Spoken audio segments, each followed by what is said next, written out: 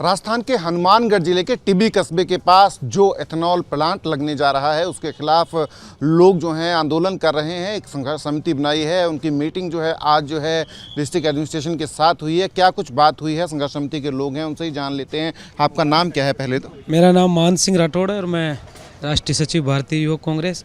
आज जो प्रशासन के साथ वार्ता हुई, प्रशासन एक आमंत्रित किया कि हम आपका एक डेलीगेशन आए और हमसे बात करें। हमने जो हमारे जो लोग हैं जो पर्यावरण हितों की रक्षा को लेकर अभी इकट्ठा हो रखे हैं, अभी भी है हमारे यहाँ, आप गए होंगे गुरुद्वारा साइड में, उनसे चर्चा की कि हमें जाना चाहिए। उन्होंने कहा आप जाएं, लेकिन जब घूम फिर के डाक के 3 पात वही बात आ गई घूम के। कलेक्टर साहब की मंशा पर मेरे को शक हो रहा है। शक एक हो रहा है, निजी फायदा है। 46 रुपये लीटर का इथेनॉल बिकेगा क्या रेट? पेट्रोल के रेट 100 से ज़्यादा ऊपर। निजी हित भी है इसके अंदर। और कल जो पूरे जिम्मेदार है वो यहाँ के डीएम है, कलेक्टर है, जिले के मालिक है। वो बार बार प्रशासन को हमने अवगत कराया। इतने लोग हम इकट्ठा हुए थे, 40-50 हज़ार लोग। हम क्या बेवकूफ़ थे क्या? कल यहाँ नुकसान होने जा रहे हैं, इसके बीमारियाँ होगी, इसलिए हम बेवकूफ़ थे जो हम इतने लोग इकट्ठा हुए। फिर भी हमने प्रशासन को कहा कि आप लोग आइए, वो नहीं आए। तो फिर सब ने ये कहा कि हम फैक्ट्री के आगे शांतिपूर्वक धरना देंगे। हम लोग वहाँ पूरा हुजूम वहाँ गया फैक्ट्री के आगे। हम शांतिपूर्ण बात कर रहे थे कि हम आंदोलन को और शांतिपूर्ण रूप से कैसे आगे बढ़ाएं। इन लोगों ने जनरल डायर की तरह जलियांवाले बाग हत्याकांड की कल हमें याद करा दी इन्होंने। तो यहाँ का आईपीएस है उन्होंने। आज मीटिंग में क्या कुछ हुआ आप लोगों को? जैसे डीएम से हमने बात की तो वो कह रहे थे कि हमने समझाने की कोशिश की है और भी समझाएंगे थ्रेट भी, पर एक बात बोल रहे हैं कि संघर्ष समिति और लोगों से बात करके ही आगे बढ़ेंगे इस प्रोजेक्ट के ऊपर। वक्त खराब किया है और कुछ नहीं किया। और एक आप मीडिया में आए हो, ये बताऊंगा, ये गोलियां कल हमारे पर दागी गई। ये गोलियां क्यों दागी गई? किसने आदेश दिए ये हैं?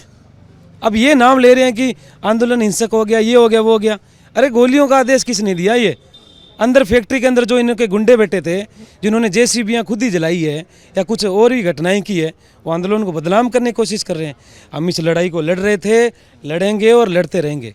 और इस कलेक्टर और एसपी की शंका पर अब हमें जो इस वार्ता के बाद में एक शक जाहिर हो रहा है कि इनकी मनसा भी खुद की ठीक नहीं है। और भी हैं हमारे साथ नेता जो हैं संघर्ष समिति के, जगजीत सिंह जगी हैं।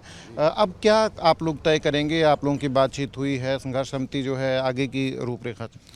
असल में हमारा एक 15 सदस्यीय प्रतिनिधिमंडल यहाँ कलेक्टर साहब से वार्ता के लिए आया है और हमें ये उम्मीद थी कि हमारे ज़िले का जो कलेक्टर है वो हमारी बात को गंभीरता से सुनेगा।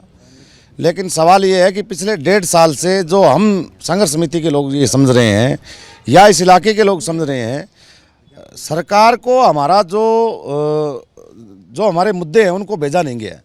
कि जैसे ये बताने की कोशिश कर रहे हैं कि इसमें पर्यावरण के बारे में, एनजीटी के बारे में, वो सारी चीज़ें ये बताने की कोशिश कर रहे हैं, लेकिन उसके बावजूद भी हमारे जो मुद्दे हैं वो सरकार तक आज तक क्यों नहीं पहुँचे हैं? 15 महीने से हमारा आंदोलन चल रहा है। आंदोलन के दौरान हमारे ज़िले का कलेक्टर, हमारे ज़िले के तमाम वो अफसर हमें ये कन्वे नहीं कर पाए कि आपके लिए ये चीज़ हम लोग लेकर के आएंगे। हमारा सीधा और स्पष्ट तौर पे एक ही कहना है, इसमें कतई हाँ ना नहीं है। हमारा विरोध है कि ये फैक्ट्री का पलायन यहाँ से होना चाहिए। अगर पलायन यहाँ से होगा 300-400 किलोमीटर दूर, तब हम मानेंगे। हमारा हवा और पानी हमारा अधिकार है। हम हवा और पानी के लिए किसी भी हद तक हम लोग जा सकते हैं। आज की मीटिंग में कुछ कलेक्टर साहब की तरफ से कोई एश्योरेंस दिया है, आपको भरोसा दिया है? बिल्कुल, हमारे कुछ पॉइंट्स जो हैं वो कलेक्टर साहब ने नोट किए हैं कि मैं मेरे उच्च अधिकारियों से बात करूंगा। लेकिन असल में जो आज से 1 साल पहले जो चीज़ें हो जानी चाहिए थी वो नहीं हो पाई।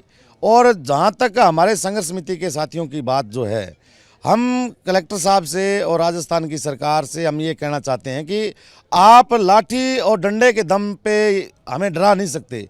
अगर डरा करके हमें ये साबित करना चाहते हो कि ये लोग डर के भाग जाएंगे, तो हम कतई नहीं भागेंगे। आपने मुकदमे लगाए, आपने जिस तरीके का प्रचार हमारे इस संघर्ष के साथियों के खिलाफ जो किया पूरे प्रशासन ने कि ये बहुत बड़े उपद्रवी हैं, ये नहीं चाहते बात करने के लिए हम लोग कल भी तैयार थे, आज भी हम आए हैं बात करने के लिए। लेकिन प्रशासन जिस तरीके का पल्ला झाड़ रहा है कि ये लोग बात नहीं करना चाहते, हम हर वक्त बात करने के लिए तैयार हैं। जब भी कहेंगे हम बात करेंगे, लेकिन बात का सकारात्मक पक्ष जो है वो यही है कि फैक्ट्री का पलायन यहाँ से होना चाहिए। अब आपका फर्दर क्या है कोर्स ऑफ एक्शन जो है आप लोगों का? पिछले कल काफ़ी कुछ हुआ, तो संघर्ष समिति इस आंदोलन को कैसे आगे करेगी, कुछ आप लोगों ने प्लान किया? बिल्कुल, संघर्ष समिति की अभी इससे पहले भी बैठक थी और अभी शाम को 6 बजे के करीब हमारी बैठक दोबारा संघर्ष समिति की होगी।